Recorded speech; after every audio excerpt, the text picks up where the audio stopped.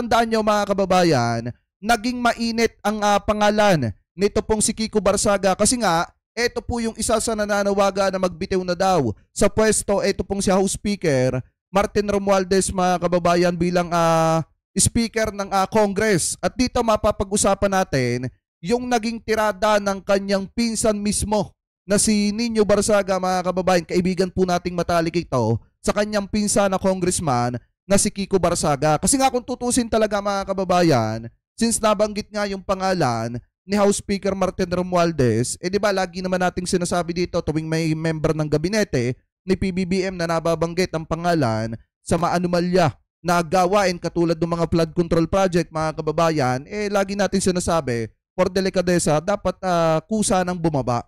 Pero nga mga kababayan, sa senaryo kasi nitong si Kiko Barsaga, iba po kasi yung nakikita ng sambayan ng Pilipino, especially paano ko nga naman mananawagan na magbitaw yung isang speaker ng Congress kung ikaw din mismo gumagawa din ng hindi maganda at sa madalit salita matatawag ka pa nga na nipo congressman. So ngayon, pakinggan natin ang komento ng pinsan ni Kiko Barsaga na si Nino Barsaga dito po sa pinaggagawa ng kanyang pinsan na congressman. Anyway, i-play na po natin. Ikini-credit natin to kay Best Nino Barsaga, kanya po yan. Hindi pa natin, gagawan lamang po natin ng reaction video. Ito, i-play na natin. May nagtatanong, kaano-ano mo ba si Kiko Barsaga? Pinsan ko. Alam niyo una, sa lahat, ako, nung sinabi ko nung isang araw sa aking social media posting, I will support to Kiko Barsaga. Yes, suporta ako doon. Pero, sa nakikita ko sa kanyang mga posting, sa nakikita ko na para bang imbis makatulong si Kiko Barsaga sa nangyayari sa ating bansa, para kung nakikita ko, ang layo ng kanyang ginagawa. Ang layo sa mga nasimulan ni Tito PD Barsaga or Elpidio Barsaga. Napakalayo. Hindi, kasi sa totoo lang mga kababayan, yung tatay po kasi ni Kiko Barsaga ay magaling din po yon na kongresista noong mga panahon ng termino ni dating Pangulong Duterte. May mga sabit din, pero kung tutuusin mga kababayan, may mga sabit din. Pero masasabi po natin na pagdating sa pagiging isang congressman, magaling po yung tatay ni Kiko Barsaga. Hindi ko lang maintindihan kung bakit iba po yung takbo ngayon ng pinaggagawa nitong anak na naging congressman. Anyway, tuloy pa natin. Nang ginagawa ni Kiko, bakit po kamo ko nasabi? Si PD, nung nabubuhay pa, regular naman kami nag-uusap. Minsan pinapupunta niya ako sa Dasma. Nag-uusap kami sa Daska. Yung Daska, yan po yung hospital ng lungsod ng Dasma. Nalulungkot ako sa nangyayari kay Kiko. Alam mo, Kiko, hindi ako galit sa'yo. Hindi ako visit sa'yo, bagkos naaawa ako sa'yo. Sa nangyayari sa'yo. Naaawa ako. Bakit? Alam mo, sabi nga ng mga nakakatanda at nasa bilbia, para magtagumpay ka sa buhay, kailangan ipakita mo na may respeto ka sa mga magulang mo. Respeto sa magulang na may pagmamahal. Na may pagmamahal. Kalakip ng paggalang sa mga magulang. Yun ang una mong dapat gagawin, Kiko. Ngayon, wala na si Tito PD, yung father mo or si daddy mo. Wala na. Sa tingin mo ba, Kiko, masaya si PD ngayon sa nangyayari sa ginagawa mo? I think no. Hindi siya nagiging masaya sa takbo ng ginagawa mong yan. Alam mo, Kiko, bata ka pa. Bata ka pa. Bata ka pa. Huwag kang magpakaluno doon sa mga papuri ng mga ibang nasa social media na sinasakyan ka na tilang hinahype ka. Mukhang nag-i-enjoy ka.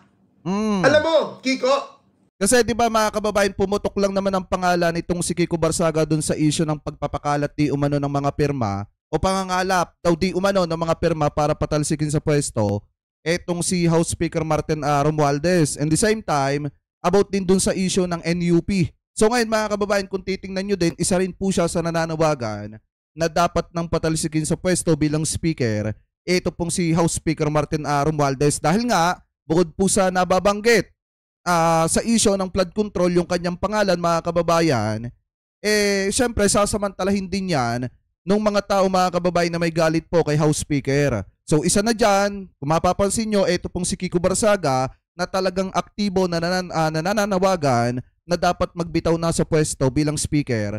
Ito pong si House Speaker Martin Romualdez. So ngayon, ituloy pa natin.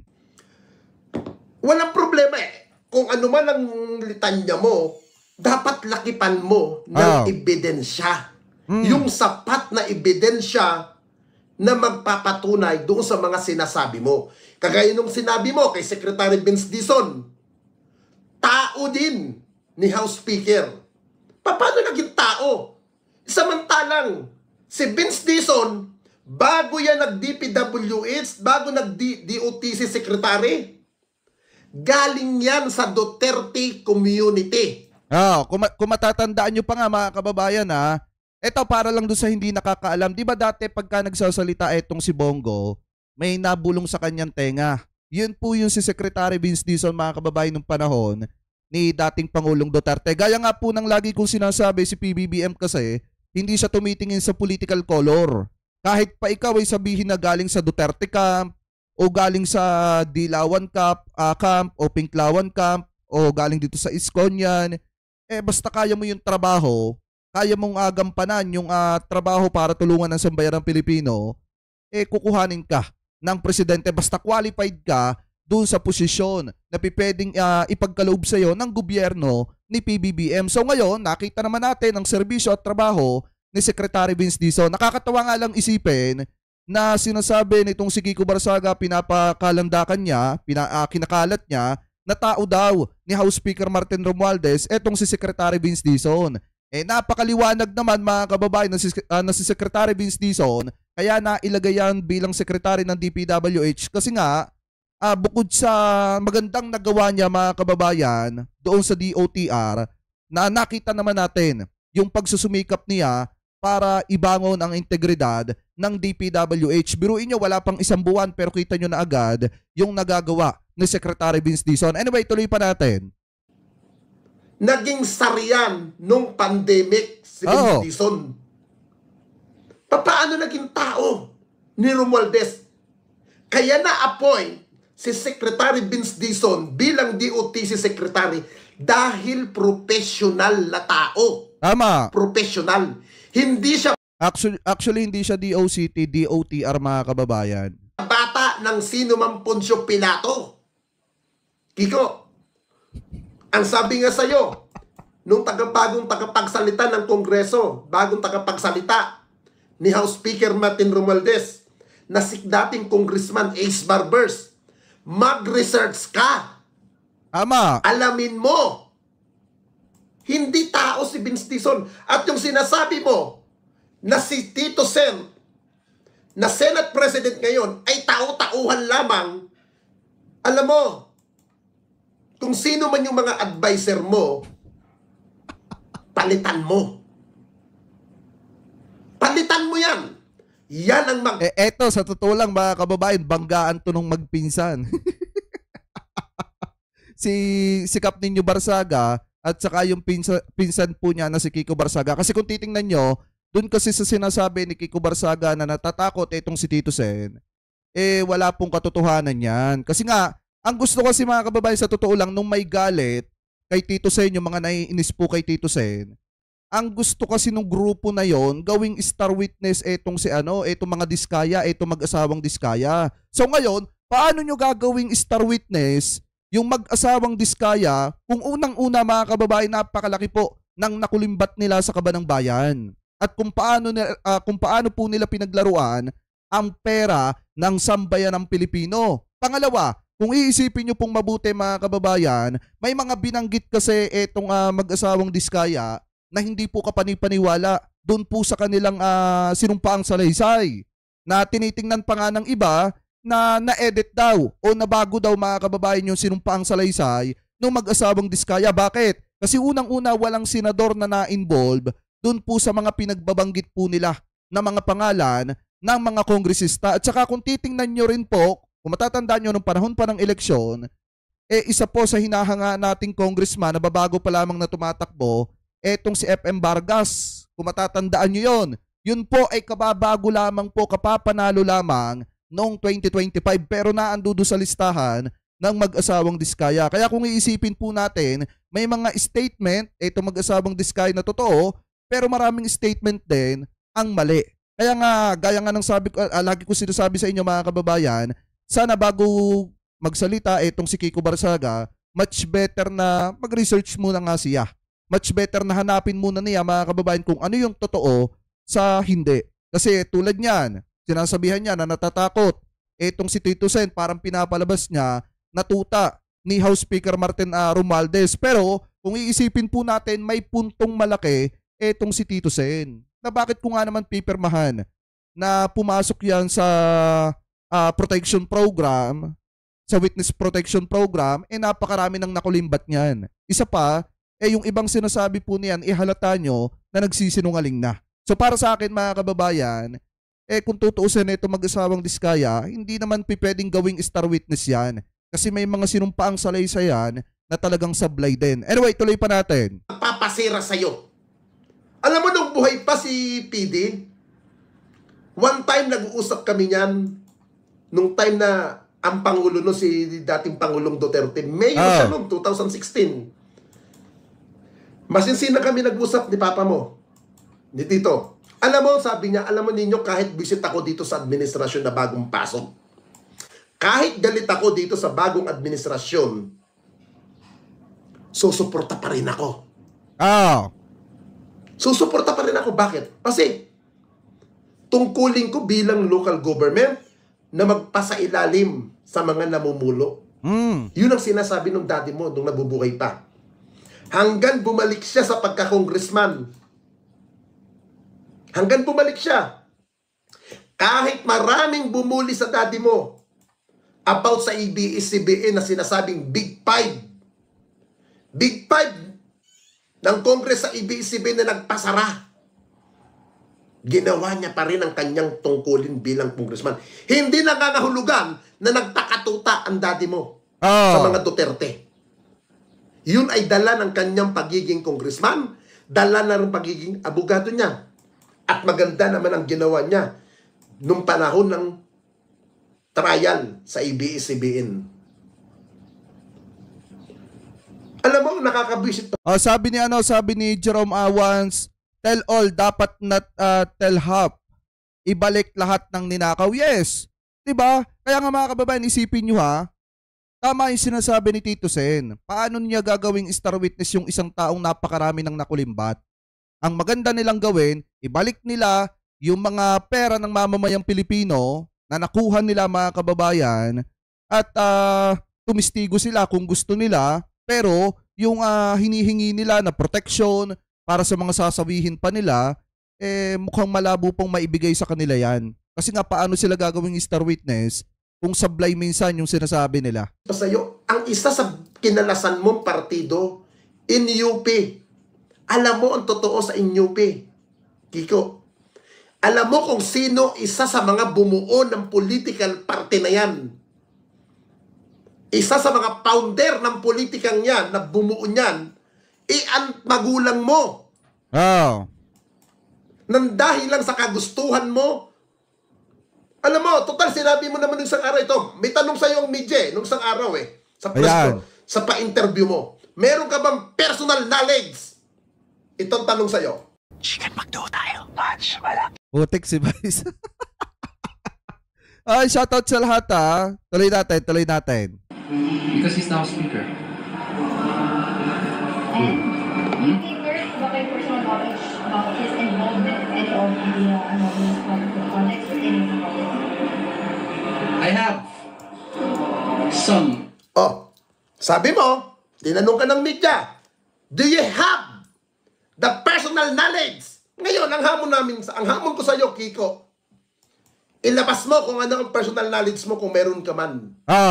Yung makatotohanan na tatakbo sa korte.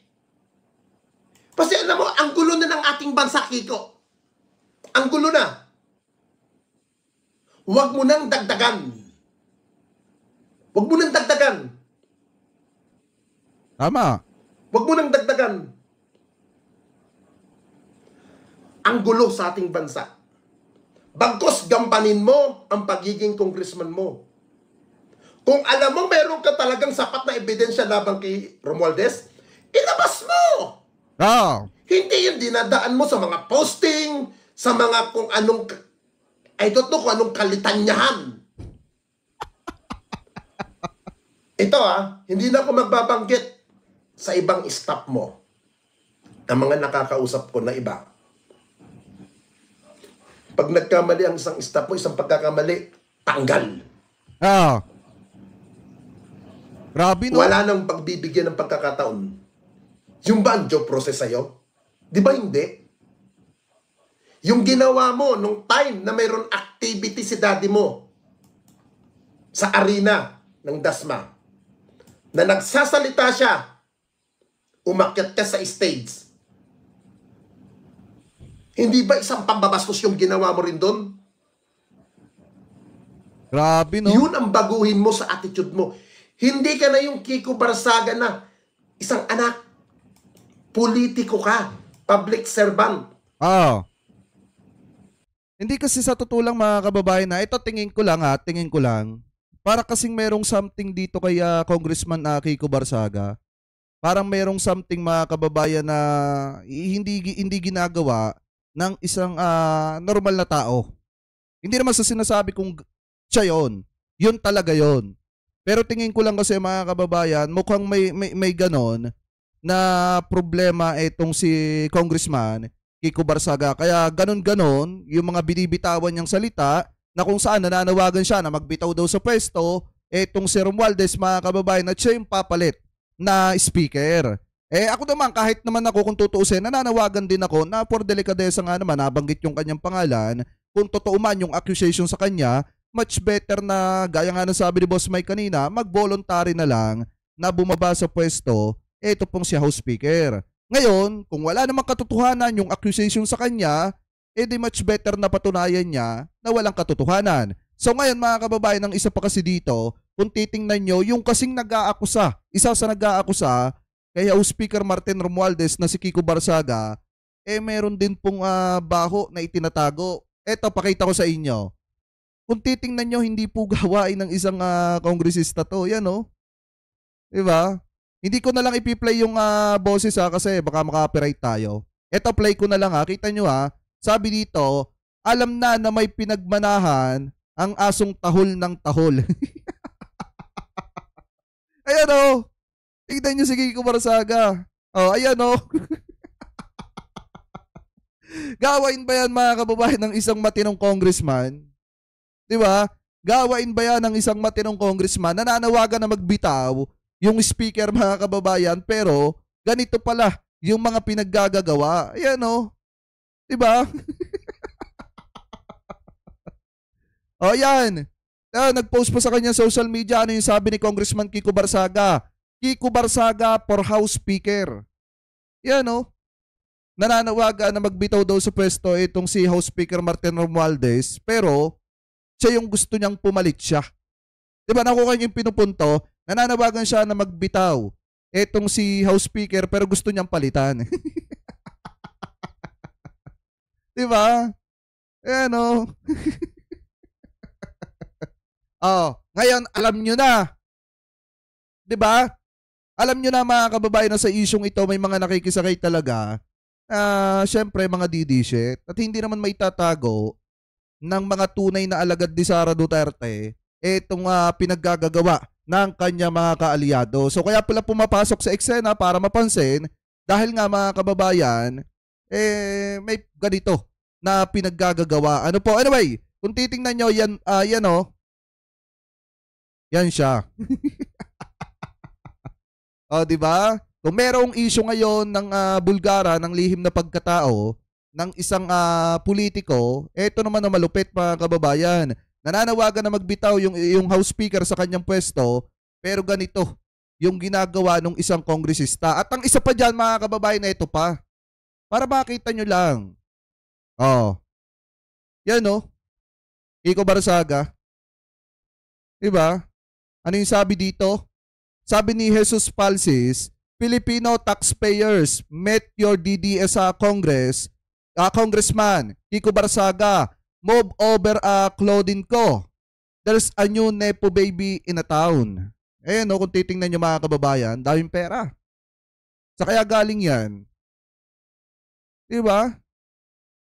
Limpak-limpak na pera oh. Oh. Diba? Oh, ayan oh. Ang gaano kalaki pumera. Oh. Sports car. Wait lang, pakita ko lang sa inyo lahat ha. Para lang makita nyo mga kababayan. Paano naging edited yan? Paano naging edited yan? Paano naging edited yan? Paano naging edited yan? Yan o. Diba? Paano naging edited yan? Edited pa ba to? Ha? Edited pa ba yan? Ha? Edited pa ba yan? O yan o. Oh. Edited pa ba yan? Diba? Diyos mio. Oh. Oh, baka sabihin nyo, edited pa ba yan? Sabi ni Kiko Barsaga dito, okay na kahit walang jowa basta may iPhone 14 Pro Max, silver, 512 gigabytes, fully paid. Ayan o. Oh. Diba? Oh. Oh. Baka sabihin nyo mga kababayan na yan o, mismong galing po sa account niya. October 6, 2019, ito yung pinost panahon ni Digong. Congressman Kiko Barsaga. Romantic Sunday evening with the one I love. Life is truly amazing. Yung marami kang pera sa drawer mo. Yan o. O, diba? O, baka sabihin ng iba, edited eh. O. Ayan o, July 20, 2023. O. Diba? Gaano karami mga kababayan ng pera ng mga ito. Diba? Matitindi mag-flex. Iyan o. May mga date yan. Huwag kayong mag-alala. Oh. Bago siya tumakbong congressman, Nipo baby rin siya mga kababayan. Diba syempre congressman yung tatay niya ng mga panahon na yan eh. So ngayon, kung titingnan nyo, ito yung sinasabi ko na sana bago mag-akusa, tingnan muna yung sarili. Mga kababayan. Ano po ngayon, balik tayo dito sa mensahe ng kanyang pinsan na si Best Ninyo Barsaga. Tignan mo yung mga galaw mo. Baka mamaya, yung mga nakakausap mo. Ano yung sabi dito? Jerome Wans, galing po ng pagkaka-edit nila. AI daw.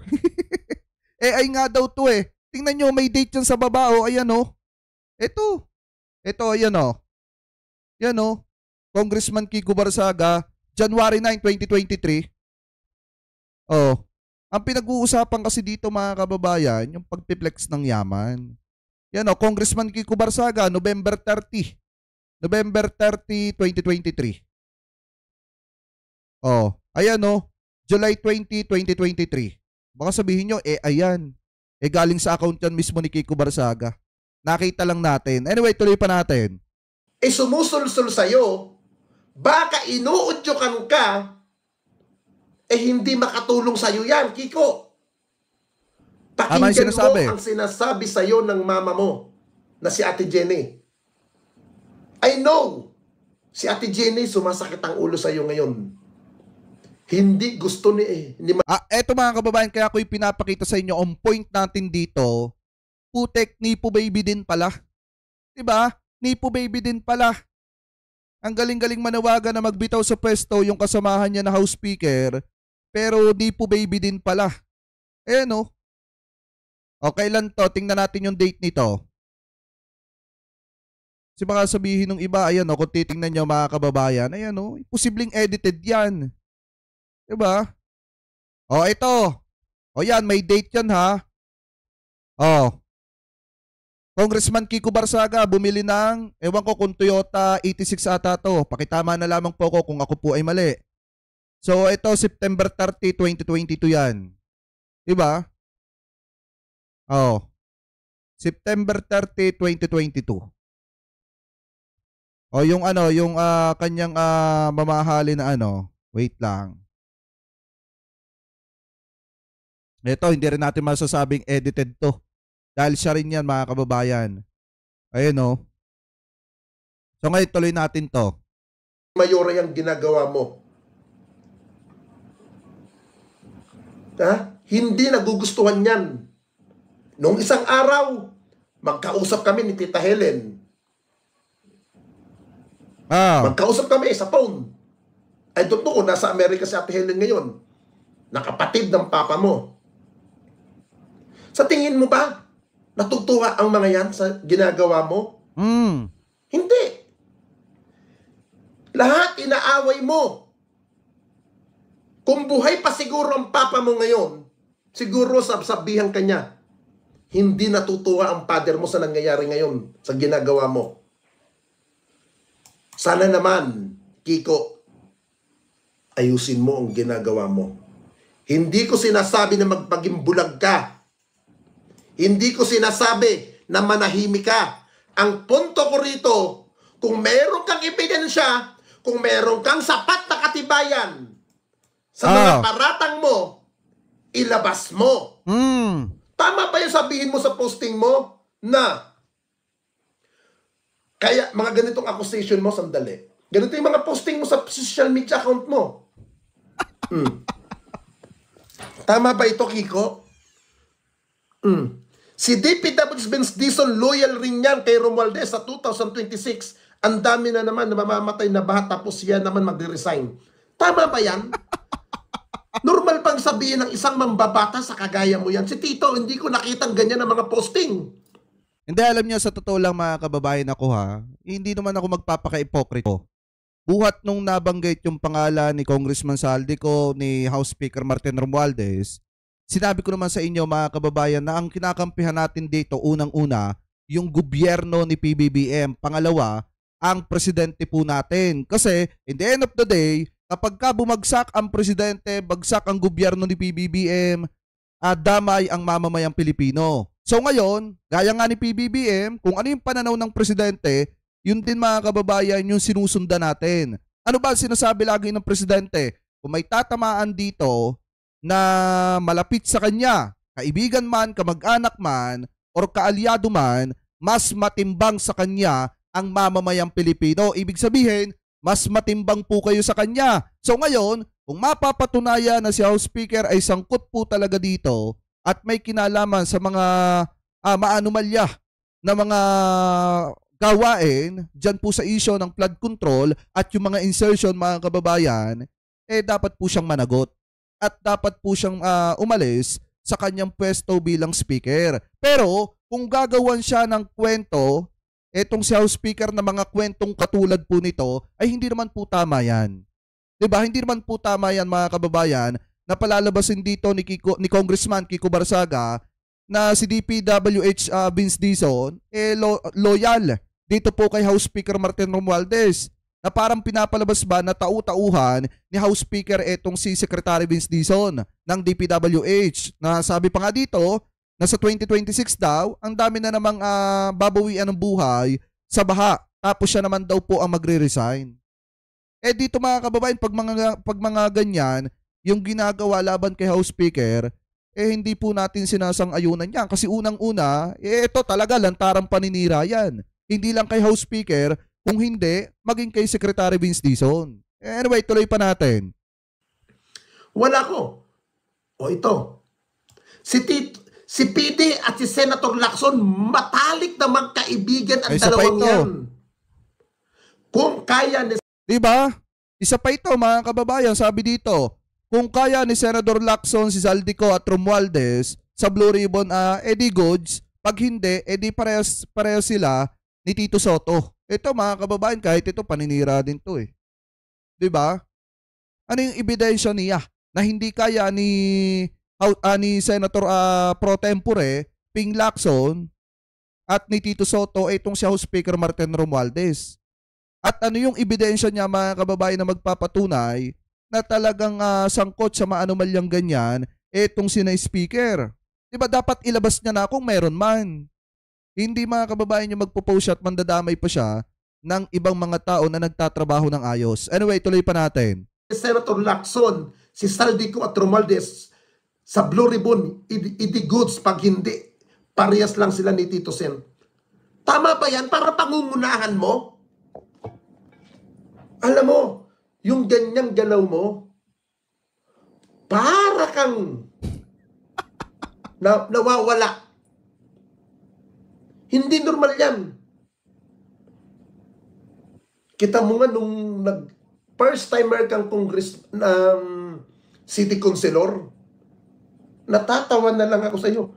Sa sobrang nahihiya si Ate Jenny noon. Pinapaayos pa yung pantalon mo na para kang bata na parang hindi mawari.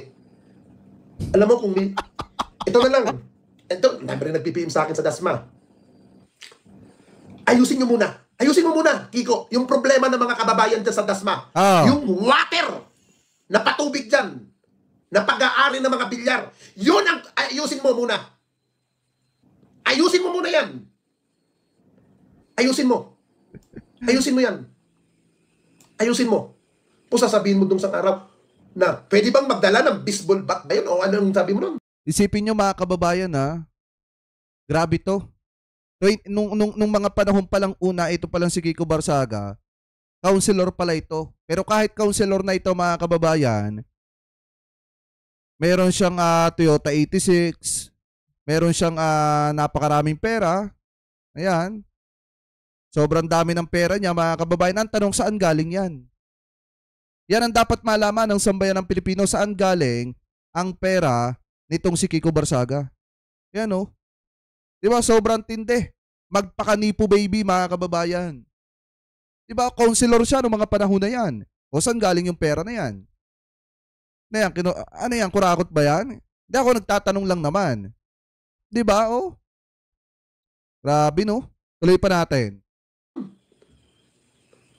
Eh sabi mo, kailangan talagang taasan yung security ng Forbes Park. Diyan nakatira ang lahat ng magnanakaw. Normal ba sabihin mo yan, Kiko? Sa Forbes, kailangan nila talagang taasan yung security ng Forbes Park. Diyan nakatira lahat ng magnanakaw. Kiko, alam mo sa sinasabi mong yan, lalo mong dinadaw ng sarili mo. Hindi lahat ng nakatira sa Forbes Park ay mga politiko. Mangilan-ilan din talaga nagsumikap. Ha? Ilan dyan nagpakasumikap. Nagtsaga para may marating. Para may marating sa buhay. Sabi ni Kuya Rani Shera, True Warriors, magkaano-ano ba sila ni Cap, Boss Jake? Si Cap ninyo Barsaga po tsaka si Kiko Barsaga, magpinsang buo yan. Magpinsang buo yan mga kababayan. Why? Tapos magpupost ka ng ganyan? Ang salita mong words. Kailangan talagang taasan yung security ng Forbes Park dahil ang nakatira lahat ng mga lahat magnanakaw. Ni lahat mo, in general mo lahat na nakatira sa Forbes Park. Paano yung mga inosente dyan? Kagaya na lang nito. Yung posting mo, inosente raw. Si D.O.J. Rimulya, teka lang, ba't pa ba tayo? May Department of Justice, wala naman hustisya tayo dito. Alam mo, kung sino pa yung mga kaibigan ng daddy mo, kung sino pa yung mga malalapit sa daddy mo, yun pa ang unti-unti mong sinisira. Na kung saan, treasure ng daddy mo at ng pamilya mo, yung mga taong yan, tinatanggal mo ang respeto. Hindi ba? Wake up call, Kiko. Huwag kang magpadala sa mga tanga na mga DDS. Kasi sa totoo lang mga kababayan, siguro itong si Kiko Barsaga nag-i-enjoy doon sa papure na nakukuha niya doon sa mga DD-shit mga kababayan. Siguro, porket pinupuri siya ng mga vlogger ni Digong, akala niya, todo-todo na yung pagsuporta ng mga vlogger ni Digong and then ng mga supporter ni Digong dito po kay Kiko Barsaga. Kaya siguro mga kababayan nag-i-enjoy sa pagbakbak kung kani-kanino ng mga nasa sa gobyerno. Kahit hindi naman related mga kababayan sa issue ng flood control, inuupakan po niya. Ito, partida pa ha. Mga matatalik na kaibigan po yan ng tatay ni Kiko Barsaga pero pinag-uupakan niya nang wala namang sapat na dahilan at sapat na ebidensya. Huwag kang magpadala sa mga tanga. Dahil nakakahiya ang pinagagawa mo, Kiko. Wala na sa lugar.